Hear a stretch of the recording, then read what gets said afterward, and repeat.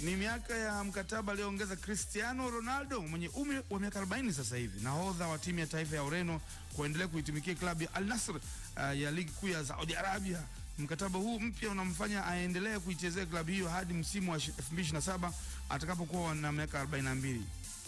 Kwa ina maana kwamba huku Beckham alishindwa kumvuta kule aende kule kwenye nani, wakati Messi tayari shafika. Au Messi na yeye wataanza kugombana upya. Ronaldo alijiunga na Al Nassr Desemba 22 mwaka 2022 baada ya kuondoka Manchester United. Kupitia ukurasa wake wa X aliandika, sura mpya naanza, ndoto ile ile, shauku ile ile. Mbona kama nani ya nani chama fulani. Kumbuka Al Nassr hajashinda taji la ndani tangu kuwasili kwake.